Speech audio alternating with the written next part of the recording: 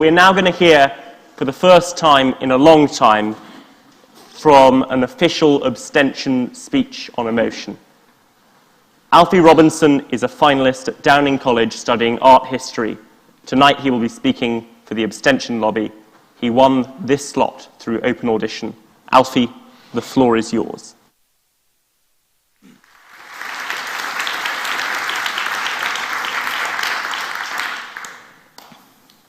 Tonight we're invited to compare the writers Oscar Wilde and George Orwell as antithetical writers.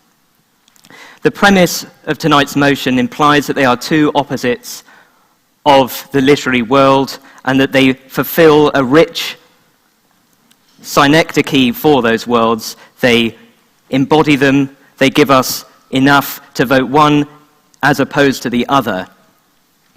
In turn, this debate is supposed to illuminate the world of literature, it's supposed to make us learn more about reading, it's supposed to make us better readers. I don't want any of you to vote for either of these writers, at the exclusion of the other. The idea that either Oscar Wilde or George Orwell could provide a half of literature, one of two opposing sides, is absurd. The motion is, as a result, deplorably incomplete. And to vote either way risks distorting and cheapening our understanding of the English language. In order to argue this, I must now demolish the literary reputation of both authors. I will start with this passage of George Orwell's. To know and not to know, to be conscious of complete truthfulness whilst telling carefully constructed lies, to hold simultaneously two opinions which cancelled out, knowing them to be contradictory and believing in both of them, to use logic against logic, to repudiate morality whilst laying claim to it. This is impassioned, even in a very limited sense beautiful, but I haven't told you what genre it's from. It could be a report from the field, it could be a piece of journalism, it could be a piece of essay writing, but it is supposedly a piece of literature. It states its arguments in plain, not to say prosaic terms. It makes its points. Indeed, it is hard to argue against the cultural tenacity of George Orwell's observations and coinages. But the idea that notions like doublethink, newspeak, and even Big Brother constitute a complete enough view of literature to work at the exclusion of someone like Wilde is absurd once again. I have even more severe grievances with Orwell's style. In 1984, once again, his most celebrated work, his characters are one-dimensional. Most egregiously, his female characters are portrayed as absolutely lacking in depth. I'll give you an example of this. This is an exchange between Winston and Julia. Quote, "You're only a rebel from the waist downwards," he told her. She thought this brilliantly funny and flung her arms around him in delight. The supporting protagonist here is an unreconstructed ingenue. In spite of the book's portentous tone, in spite of the fact that she is supposed to be a revolutionary. So much for Orwell. Now for Wilde. Superficially, Wilde is a good foil, but he is too imperfect to provide a full and rich reading experience at the exclusion of Orwell. Wilde's major fault, I will propose, is his lust, his unflinching, unremitting, endless lust for witticisms and aphorisms. He could not resist a good epigram.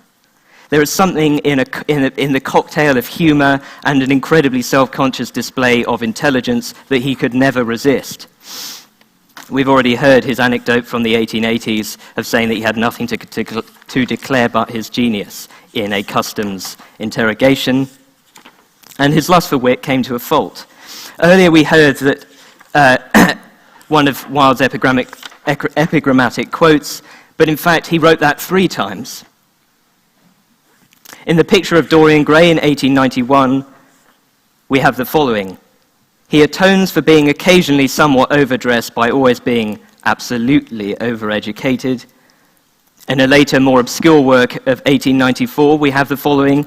The only way to atone for being occasionally a little overdressed is by being always absolutely overeducated. And finally, in The Importance of Being Earnest in 1899, we have, if I am occasionally a little overdressed, I make up for it by being always immensely overeducated. And so that I don't fall foul of hypocrisy, I did take these quotes from a 1998 essay by Josephine Guy, and you should read it, it's good. The point is, he could not produce enough aphorisms to pad out his literary works. It was too addictive for him, and it made him a self-plagiarist.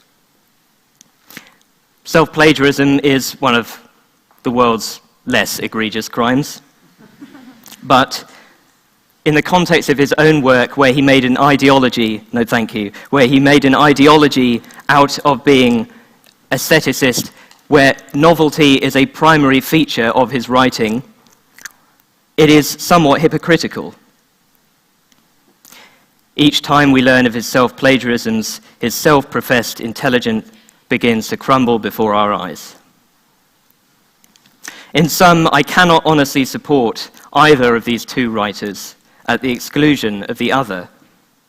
I cannot walk out of this house with a clear conscience, believing that whoever I choose tonight is so great and so completely great to declare them a literary victor.